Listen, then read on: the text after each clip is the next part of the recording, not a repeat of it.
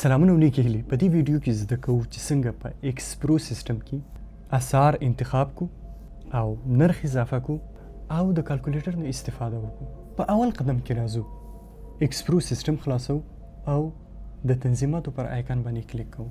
د هغه نه وروسته د اسعارو برخې ته راځو او ښکته موږ ته ټول اسعار ښکاري. موږ خپل د خوښې اسعار انتخابو. لکه زه غواړم ډالر، افغانۍ، کلدار او تومن را اضافه کړم. که غواړم یو اسعار بیرته کم کړم، بیرته پر هغه اسعار کلیک کوم، کمیږي.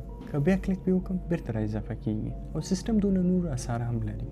که چیرته غواړئ د اسعارو اولیت تبدیل کړئ، کافي ده یو اسعار کلک ونیسئ او ډرګ اینډ ډراپ یې کړئ چې دا زموږ اول اسعار شو. پر خوندي کلیکولو سره ستاسو اسعار انتخاب شول. په دویم قدم کې راځو نرخ را اضافه کوو. د نرخ را اضافه کولو لپاره پر نرخ اضافه کلیک کوو او دلته خپل د خوښې اسعار انتخابو. لکه زه غواړم ډالر او افغانۍ ته. یو ډالر 6.5 افغانۍ نرخ ته خرید دی او 6.5 د پلور نرخ دی. د خوندي پر بټن کلیکولو سره موږ تاسو ته هغه اسعار را اضافه کیږي.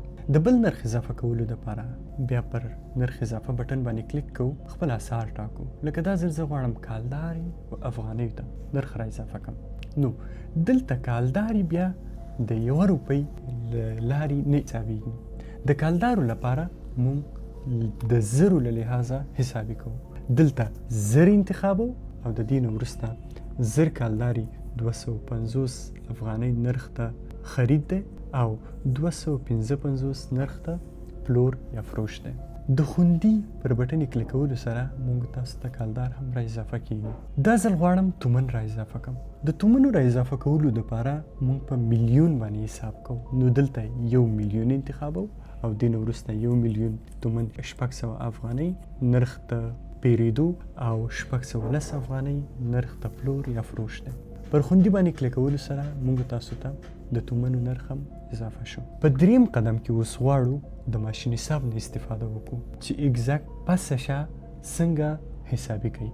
نو دلته چې راشو ولیکو لکه 1000 ډالر. سیستم موږ تاسو ته پخپله د تبادلې مقدار راباسي او دلته راته ښیي چې سیستم څنګه ضرب کوي.